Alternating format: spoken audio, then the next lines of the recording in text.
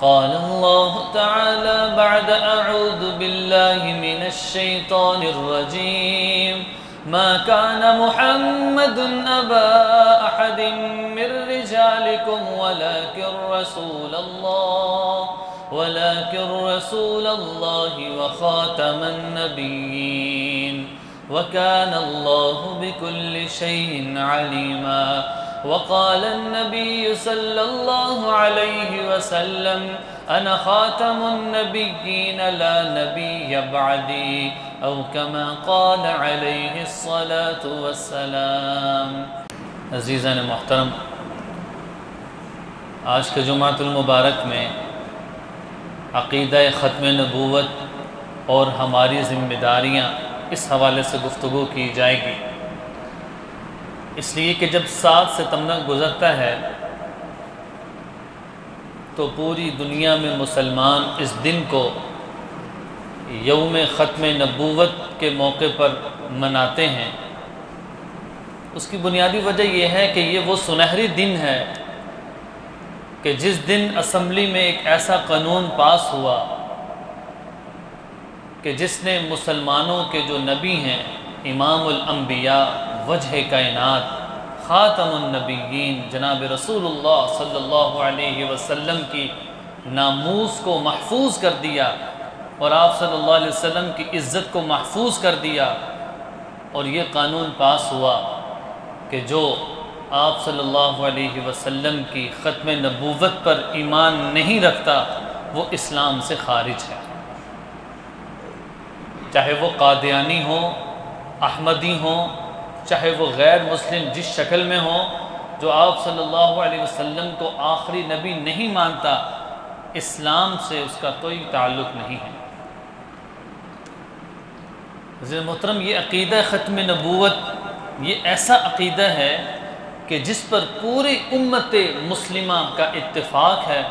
اور اس کے ساتھ ساتھ یہ ایسی چیز ہے کہ جو اگر اسلام کے اراکین میں سے کہا جائے تو یہ لازمی طور پر ہوگا کہ اسلام کے رکنوں میں سے ایک رکن ختم نبوت ہے، کہ جب بہت سی چیزوں پہ بات کی جاتی ہے تو ان میں ایک بنیادی بات یہ بھی آتی ہے کہ جو مسلمان ہے وہ اپنے نبی کو آخری نبی مانتا ہے، اور یہ اس کے ایمان کے کامل ہونے کی علامت ہے۔ اس کی وجہ کیا عزیزان محترم؟ اللہ تعالیٰ نے سلسلہ نبوت کا آغاز سیدنا آدم علیہ السلام سے کیا، اور اس کی انتہا جناب رسول اللہ صلی اللہ علیہ وسلم پر کی، اور فرمایا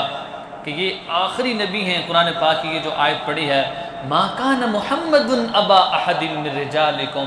محمد صلی اللہ علیہ وسلم تم مردوں میں سے کسی کے باپ نہیں ہیں، ولیکن رسول اللہ و خاتم النبیین، وہ تو اللہ کے رسول ہیں اور نبیوں کو ختم کرنے والے ہیں۔ سو لہٰذا یہ ایک ایسا عقیدہ ہے کہ جو جزو لازم ہے ایمان کا، اور جو غیر ہیں اس کے باوجود آج کل معاشرے میں ایسے لوگ نظر آتے ہیں کہ جو برملا عقیدہ ختم نبوت کا انکار کرتے ہیں، تو یاد رکھیے وہ کبھی ہمارے خیر خواہ نہیں ہیں۔ ان کا مکمل بائیکاٹ ضروری ہے، ان کی مصنوعات کا بائیکاٹ ضروری ہے، اور وہ مکمل طور پہ اسلام سے خارج ہیں۔ ان سے ہر قسم کے لین دین کو منع فرمایا ہے، اس لیے کہ جو ہمارے نبی کی عزت و ناموس پر ڈاکہ ڈالے وہ کبھی مسلمانوں سے محبت اور ان کا خیر خواہ نہیں ہو سکتا۔ اگر مسلمان سے محبت کرتا ہے تو یہ اس کے ایمان کی کمزوری ہے۔ وہ لوگ کہ جو قرآن پاک کی آیات اور احادیث میں استدلال کریں اور وہ کہیں کہ مرزا غلام احمد قادیانی یہ بھی نبی ہے، تو یہ عزیزان محترم سب سے بڑی گستاخی ہے آپ صلی اللہ علیہ وسلم کی شان میں۔ اور قرآن پاک کی یہ جو آیات ہیں ان میں تویل کی جائے، وہ تویل کس طرح کہ وخاتم النبیین کے لفظ پر کہ مہر لگا دی، اور یہ کہتا ہے کہ میں وہ ہوں کہ جو نبیوں پر مہر لگانے والا ہوں، آگے اس پر بات ہوگی۔ اور پھر جو حدیث میں آتا ہے نا خاتم النبیین لا نبی بعدی، تو یہ کہتا ہے کہ اس کا ترجمہ یہ ہے کہ میں آخری نبی ہوں، میرے بعد کوئی نبی نہیں ہوگا۔ اصل یہ ترجمہ ہے، لیکن وہ یہ کہتا ہے میں لا ہوں، اس میں یہ ہے کہ میں آخری نبی ہوں، میرے بعد لا نبی ہوگا، وہ لا میں ہوں۔ یعنی اس قسم کی غلط تعویلات کے ذریعے سے مسلمانوں کے ذہنوں میں تشویش پیدا کی ہے اور ان کو اپنی طرف مائل کرنے کی کوشش کی ہے، اور اپنے مال کے ذریعے سے، عورتوں کے ذریعے سے، چیزوں کے ذریعے سے مسلمانوں کی جو عقیدہ ہے، ایمان ہے، اس کو سب سے پہلی قرآن پاک کی آیت ہے وَإِذْ أَخَذَ اللَّهُ مِيثَاقَ النَّبِيِّينَ لَمَا آتَيْتُكُم مِّن كِتَابٍ وَحِكْمَةٍ۔ اس میں اللہ رب العزت نے یہ فرمایا ہے کہ اگر کوئی اور نبی بھی آ جائے گا تو آپ صلی اللہ علیہ وسلم کی موجودگی میں کسی کی نبوت نہیں چل سکتی۔ علماء نے لکھا وخاتم النبیین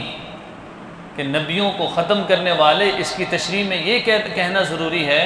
یہ نہیں کہ آپ صلی اللہ علیہ وسلم کے بعد کوئی نبی آئے گا نہیں، یہ کہنا ہے کہ آپ صلی اللہ علیہ وسلم کے بعد کوئی نبی پیدا نہیں ہوگا، اس لیے کہ پھر یہ لوگ اعتراض کریں گے کہ حضرت عیسیٰ علیہ السلام تو پیدا ہوں گے، وہ نبی ہیں، حالانکہ ہم یہ کہتے ہیں، ہمارے عقائد میں ہیں کہ حضرت عیسیٰ علیہ السلام بھی جب ان کا نزول ہوگا وہ آپ صلی اللہ علیہ وسلم کی شریعت پر ہوں گے، بحیثیت امتی ہوں گے، نبی نہیں ہوں گے۔ اس لیے کسی کے ذہن میں یہ تشویش نہ آئے کہ وہ نبی ہیں، وہ بھی تو پیدا ہوں گے، سو لہٰذا اس جملے کو کہا گیا کہ ان کے بعد کوئی نبی پیدا ہی نہیں ہوگا۔ کہ کوئی بھی نبی آ جائے، آپ صلی اللہ علیہ وسلم کی موجودگی میں اس کی نبوت نہیں چل سکتی۔ قرآن پاک کی یہ جو آیت ہے وَإِذْ أَخَذَ اللَّهُ مِيثَاقَ النَّبِيِّينَ کہ جب اللہ نے نبیوں سے عہد لیا لَمَا آتَيْتُكُم مِّن كِتَابٍ وَحِكْمَةٍ کہ جب ان کے پاس حکمت اور کتاب آ گئی، ثُمَّ جَاءَكُمْ رَسُولٌ پھر ان پر ایسا رسول آ گیا مُصَدِّقٌ لِمَا مَعَكُمْ وہ تصدیق کرنے والا ہے جو تمہارے پاس ہے۔ اب جب اس نے تمہارے پاس تصدیق کر دی، تمہیں دو چیزیں کرنی پڑیں گی، لَتُؤْمِنُنَّ بِهِ اس نبی پر ایمان لانا پڑے گا، وَلَتَنْصُرُنَّ اور اس کی مدد اور نصرت کرنی پڑے گی۔ اس سے مراد آپ صلی اللہ علیہ وسلم ہیں کہ آپ صلی اللہ علیہ وسلم کی موجودگی میں کسی کی نبوت نہیں چل سکتی۔ اگر کوئی دعویٰ کرتا ہے تو وہ جھوٹا اور کذاب تو ہو سکتا ہے، وہ کبھی اپنے اس دعوے میں سچا نہیں ہو سکتا۔ سو لہٰذا قرآن پاک کی جو دوسری آیت ہے سورہ بقرہ میں اللہ جل شانہ نے جب متقیوں کو صفات کو بیان کیا الذین یؤمنون بالغیب ویقیمون الصلاۃ کہ وہ غیب پر ایمان رکھتے ہیں، نماز قائم کرتے ہیں، زکوٰۃ ادا کرتے ہیں، اور اس سے اگلی آیت میں کیا فرمایا والذین یؤمنون بما انزل الیک وما انزل من قبلک کہ یہ جو متقی لوگ ہیں یہ کیا کرتے ہیں کہ یہ آپ پر بھی ایمان رکھتے ہیں، بما انزل الیک جو کچھ آپ پر نازل کیا، وما انزل من قبلک اور جو کچھ آپ سے پہلے نبیوں پر نازل کیا ان پر بھی وہ یقین رکھتے ہیں۔ یعنی ہمارا ماننا کیا ہے، تورات، زبور، انجیل ہم سب کو مانتے ہیں، کسی کا انکار نہیں کرتے، ہاں پیروی کس کی کرنی ہے، شریعت محمدیہ کی۔ تو فرمایا کہ اگر کوئی نبی بعد میں آنے والا ہوتا تو اس کا لازمی تذکرہ ہوتا۔ اس آیت میں واضح طور پہ اللہ نے فرمایا کہ جو آپ پر نازل کیا اور آپ سے پہلے جو نازل کیا یہ متقی لوگ اس پر کامل یقین رکھتے ہیں۔ اس میں کہیں یہ نہیں ہے کہ آپ کے بعد بھی اگر کوئی نبی ہوتا تو اس کی کتاب پر یقین رکھنا ضروری۔ پھر اسی طرح قرآن پاک کی یہ جو آیت پڑھی تھی ما کان محمد ابا احد من رجالکم کہ محمد صلی اللہ علیہ وسلم تم مردوں میں سے کسی کے باپ نہیں ہیں، لوگوں نے شور مچانا شروع کر دیا تھا کہ آپ صلی اللہ علیہ وسلم کی اولاد ہیں۔ حضرت زید بن حارث آپ صلی اللہ علیہ وسلم کی خدمت میں رہا کرتے تھے کہ یہ ان کے بچے ہیں۔ فوراً قرآن پاک کی یہ آیت نازل ہو گئی کہ وخاتم النبیین یہ تو اللہ کے رسول ہیں اور نبیوں کو ختم کرنے والے ہیں۔ کیا مطلب کہ آپ صلی اللہ علیہ وسلم نے سارے نبیوں کی تصدیق کی، یہاں تک کہ آپ کے علم میں ہوگا کہ آپ صلی اللہ علیہ وسلم کو امام الانبیاء کہا جاتا ہے۔ اس کی وجہ کیا ہے کہ آپ صلی اللہ علیہ وسلم نے معراج کی رات میں سارے نبیوں کی امامت کی، اس وجہ سے آپ صلی اللہ علیہ وسلم کو امام الانبیاء کہا جاتا ہے کہ نبیوں کے امام ہیں۔ آپ صلی اللہ علیہ وسلم نے سب نبیوں کی تصدیق کی اور تصدیق کرنے کے بعد یہ فرمایا انا خاتم النبیین میں نبیوں کو ختم کرنے والا ہوں، میں آخری نبی ہوں، لا نبی بعدی میرے بعد کوئی نبی نہیں ہوگا۔ لہٰذا اگر ہم تاریخ میں دیکھیں تو تاریخ میں سب سے بڑی جو جنگ ہوئی تھی وہ مسیلمہ کذاب کے مقابلے میں ہوئی تھی اور اسود انسی کے مقابلے میں ہوئی تھی۔ جن دونوں نے نبوت کا دعویٰ کیا، اور 70 حفاظ اس جنگ میں شہید ہوئے تھے۔ عقیدہ ختم نبوت ایسا مسئلہ ہے کہ کثیر تعداد مسلمانوں نے اپنی جان کی قربانی دے دی، لیکن آپ صلی اللہ علیہ وسلم کی ناموس کی حفاظت کی۔ ان کے نزدیک آپ صلی اللہ علیہ وسلم کی عزت اپنی جانوں سے بھی زیادہ تھی۔ اس کی وجہ کیا ہے کہ قرآن پاک میں بھی اللہ نے فرمایا لا یؤمن احدکم حتی اکون احب الیہ من والدہ وولدہ والناس اجمعین۔ پھر دوسری روایت میں فرمایا لا یؤمن احدکم حتی اکون احب الیک من نفسک، اپنی جان سے بھی زیادہ جب تم رسول اللہ سے محبت نہ کرو اس وقت تک تم کامل ایمان اور کامل مومن نہیں ہو سکتے۔ یعنی خود اپنی جان سے بھی زیادہ آپ صلی اللہ علیہ وسلم سے محبت کرنے کا حکم دیا گیا ہے۔ اور اسی طرح قرآن پاک کی آیت ہے الیوم اکملت لکم دینکم، آج ہم نے دین کو تمہارے لیے مکمل کر دیا، واتممت علیکم نعمتی، ہم نے اپنی نعمتوں پر مکمل کر دی آپ پر، وردیت لکم الاسلام دینا، اور ہم نے اسلام کو بطور دین کے تمہارے لیے پسند کیا۔ اس سے بھی یہ اندازہ ہوا کہ اللہ تعالیٰ نے جو نبوت کا جو سلسلہ تھا، وحی کا جو سلسلہ تھا، وہ آپ صلی اللہ علیہ وسلم پر بند کر دیا، اور آپ صلی اللہ علیہ وسلم جب دنیا سے چلے گئے اس کے بعد کوئی نبی نہیں ہے، کوئی وحی کا سلسلہ نہیں ہے، کوئی کچھ نہیں ہے۔ جب کوئی وحی کا سلسلہ نہیں ہے، کوئی یہ دعویٰ کرے کہ میں نبی ہوں تو کیسے اس کی بات کو مانا جا سکتا ہے؟ یہ تو قرآن پاک کی آیات تھی۔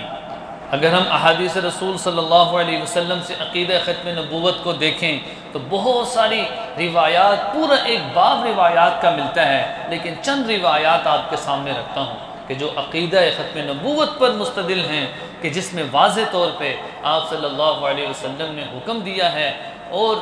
جو نبوت کا دعویٰ کرنے والے ہیں ان کے خلاف اعلان جنگ بھی کیا ہے۔ اب عزیزاً محترم، ہر نبی کو اللہ تعالیٰ نے کوئی خاص چیزیں عطا کی ہیں، کچھ خاص عنایات کی ہیں، اور آپ صلی اللہ علیہ وسلم کی جو خاص چیز ہے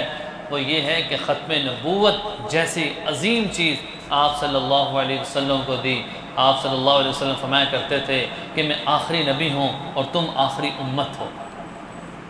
اور یہ جو ختم نبوت ہے، نبیوں کا ختم ہونا ہے، یہ بھی آپ صلی اللہ علیہ وسلم کا خاصہ ہے کہ آپ صلی اللہ علیہ وسلم آخری نبی ہیں، آپ صلی اللہ علیہ وسلم کے بعد کوئی نبی نہیں ہے۔ اس لیے حضرت ابو ہریرہ رضی اللہ عنہ کی روایت ہے، فرماتے ہیں کہ آپ صلی اللہ علیہ وسلم نے فرمایا کہ علی الانبیاء بست فوقیت علی الانبیاء ست، مجھے نبیوں پر 7 چیزوں پر فوقیت ہے، کہ 7 چیزیں ایسی ہیں کہ جن کی وجہ سے اللہ نے مجھے دوسرے نبیوں پر فوقیت دی ہے، برتری دی ہے۔ میں سب سے پہلی چیز ہے جوامع الکلم، مجھے جامع کلمات بنایا ہے، ان کے ذریعے سے قرآن پاک کو مکمل کیے ہے، فصاحت اور بلاغت کی ہے۔ اور دوسری چیز کیا ہے کہ اللہ رب العزت نے دشمنوں پر رعب کے ذریعے سے میری مدد کی ہے، کہ اللہ نے میرا رعب دشمنوں پر غالب کر دیا ہے۔ اور تیسری چیز یہ فرمائی کہ مال و غنیمت کو اللہ تعالیٰ نے میرے لیے حلال کر لیا ہے، کہ جب دشمنوں کے ساتھ جنگ ہو وہ اپنا مال و اسباب چھوڑ کر جائیں، وہ چیزیں اللہ تعالیٰ نے ہمارے لیے حلال کر دی ہیں، کہ یہ مال و غنیمت ہے اور یہ مسلمانوں کے لیے حلال ہے، چاہے وہ عورت ہو چاہے وہ سامان ہو۔ اور اسی طرح فرمایا کہ زمین کو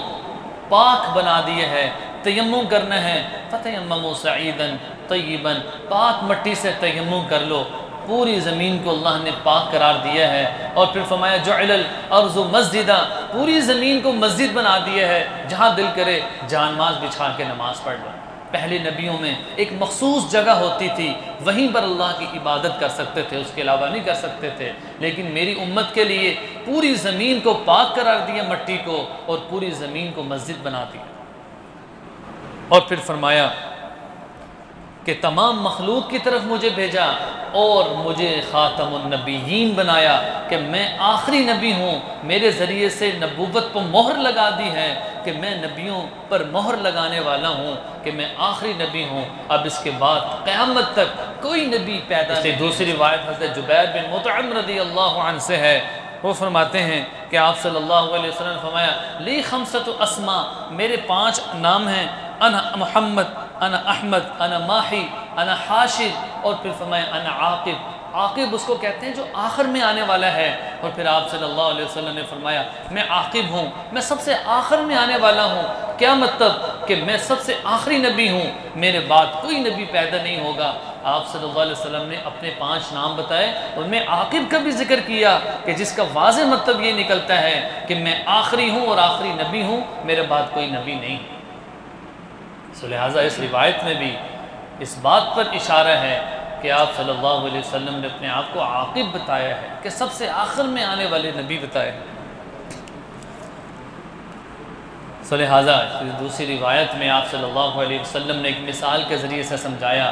میں کہ مثلی و مثل الانبیاء، میری اور باقی نبیوں کی مثال کمثل رجل بنا دارا، ایک اس آدمی کی مثال کی طرح ہے کہ جو آدمی گھر بنائے، اور جب وہ گھر میں داخل ہو تو اس کو وہ گھر بہت عمدہ لگے، عالیشان گھر ہے، لیکن وہ دیکھتا ہے کہ اس پورے گھر میں ایک اینٹ کی کمی ہے، وہ ایک اینٹ نہیں لگی ہوئی، جب وہ ایک اینٹ لگ جائے گی تو یہ گھر مکمل ہو جائے گا۔ آپ صلی اللہ علیہ وسلم نے مسلم کی روایت میں فرمایا کہ وہ اینٹ میں ہوں، کہ وہ نبی آتے رہے، لیکن ایک نبی ایسے تھے کہ جنہوں نے آ کر نبوت کو مکمل کرنا تھا، اللہ نے میرے ذریعے سے نبوت کو مکمل کر دیا بعینہ، اسی طرح جس طرح پورے گھر میں صرف ایک اینٹ کی کمی ہے، میں کہ وہ میں ہوں جو میں نے آ کر نبوت کو مکمل کر دیا۔ اس سے بھی آپ صلی اللہ علیہ وسلم نے مثال کے ذریعے سے اس بات کو سمجھا دیا ہے کہ نبوت آپ صلی اللہ علیہ وسلم پر ختم ہو گئی۔ اسی طرح حضرت ابو امامہ باہلی رضی اللہ سے روایت ہے، آپ صلی اللہ علیہ وسلم فرمایا کرتے تھے کہ میں آخری نبی ہوں، وَلَا أُمَّةَ بَعْدَكُمْ، میرے بعد کوئی نبی نہیں ہے اور تمہارے بعد کوئی امت نہیں ہے، میں آخری نبی ہوں اور تم آخری امت ہو۔ ایک دوسری روایت میں آپ صلی اللہ علیہ وسلم نے حضرت عقبہ بن عامر رضی اللہ سے روایت ہے، فرماتے ہیں کہ آپ صلی اللہ علیہ وسلم فرمایا لو کان نبی بعدی لکان عمر، اگر میرے بعد کوئی نبی ہوتے تو وہ عمر ہوتے، یعنی اگر ہوتے مطلب کیا ہے کہ نہیں ہیں، ہو بھی نہیں سکتے، اگر ہوتے تو وہ حضرت عمر فاروق رضی اللہ نہ رکھے۔ ہاں اب کچھ ذمہ داریاں ہیں مسلمانوں کی کہ وہ کس طریقے سے اس کی ذمہ داری کو ادا کر سکتے ہیں۔ سب سے پہلی بات یہ ہے کہ یہ ایسا مسئلہ ہے کہ اس میں ذاتی اختلاف کو چھوڑ کر پوری امت مسلمہ کو اتحاد اور متحد ہونے کی ضرورت ہے۔ سارے مسالک کے ہر قسم کے اختلاف کو ختم کر کے یہ ایک ایسا مسئلہ ہے کہ جس میں سب کو متحد ہونا پڑے گا۔ اور دوسری چیز یہ ہے کہ بڑی تعداد میں الحمدللہ ختم نبوت والے محنت کر رہے ہیں، پورے کے پورے خاندان ایسے ہیں جو قادیانی تھے وہ اسلام میں داخل ہو گئے ہیں، ان کا تحفظ کیا جائے، ان کی امداد کی جائے، اور ان کو مختلف طریقوں سے رہنمائی کے ذریعے سے ان کو ایک عملی نمونہ ان کے سامنے پیش کیا جائے اور مکمل ان کو تحفظ دیا جائے۔ اور اس سے تیسرا یہ ہے کہ جتنی بھی قادیانی مصنوعات ہیں، کھانے پینے کی چیزیں ہیں، بحیثیت مسلمان میں ان سے مکمل طور پہ بائیکاٹ کروں، چاہے وہ شیزان ہے، چاہے وہ کوئی بھی کمپنی ہے جس کی تصدیق ہو کہ یہ قادیانیوں کی ہے، مکمل طور پہ بائیکاٹ کیا جائے، میرے دیے ہوئے پیسے سے وہ بزنس کریں اور اسی پیسے کو وہ میرے نبی کی شان میں گستاخی کے لیے استعمال کریں، یہ مسلمان کی غیرت گوارا نہیں کر سکتی۔ اس لیے ہم جو کام کر سکتے ہیں، جو ہمارے بس میں ہیں، ہم وہ تو کریں۔ اور پھر اسی طرح چوتھی چیز یہ ہے کہ اسکول، کالج، یونیورسٹیز لیول پہ اگر کوئی بھی ایسی ترتیب بن سکتی ہو کہ مسلمانوں کے ذہنوں میں ایک لیکچر کروا دیا جائے کالج میں، یونیورسٹی میں، ختم نبوت پر، کہ جو نئی نسل ہے، نوجوان ہیں، ان کو پتہ نہیں ہے، کم از کم ان کو عقیدہ ختم نبوت کی بنیادی باتیں پتہ چل جائیں، تاکہ اگر کوئی ان کے ایمان پر حملہ کرنے کی کوشش کرے وہ فوری طور پہ اپنا دفاع کر سکتے ہوں اور اپنے نبی کی ناموس کی حفاظت کر سکتے ہوں، جو ایک مسلمان کے لیے نہایت ضروری ہے۔ اب عزیزان محترم، آج کے جمعۃ المبارک میں عقیدہ ختم نبوت اور آخر میں چند ہماری جو ذمہ داریاں ان پر گفتگو کی گئی ہے، اس میں قرآن و حدیث کی بہت ساری روایات ہیں کہ جس میں واضح پتہ چلتا ہے کہ مسلمانوں کا بنیادی عقیدہ جو اسلام کا رکن ہے اور جس پر پوری امت مسلمہ متحد ہے، وہ عقیدہ ختم نبوت ہے۔ اس کا بنیادی مقصد کیا ہے کہ آپ صلی اللہ علیہ وسلم آخری نبی ہیں۔ اگر کوئی آدمی کسی کو نبی بناتا ہے یا نبوت کا کوئی دعویٰ کرتا ہے تو وہ کذاب ہے، وہ جھوٹا ہے، اس کا اسلام سے کوئی تعلق نہیں ہے۔ 7 ستمبر کو جو اسمبلی میں بل پاس ہوا تھا وہ مسلمانوں کے لیے ایک سنہری دن تھا کہ جس دن قادیانیوں کو ہمیشہ کے لیے اسلام سے خارج تصور کیا گیا، ان کی عبادت پر پابندی لگائی گئی، وہ کسی قسم کی آزادی کے ساتھ اپنی عبادت نہیں کر سکتے، اگر وہ کرتے ہیں تو وہ اس قانون کے خلاف ورزی کرتے ہیں۔ دعا ہے کہ اللہ رب العزت ہمیں آپ صلی اللہ علیہ وسلم کی عزت و ناموز کی حفاظت کے لیے قبول فرمائے، اور جو کہا سنا ہے اللہ جل شانہ کہنے سننے سے زیادہ عمل کرنے کی توفیق نصیب فرمائے۔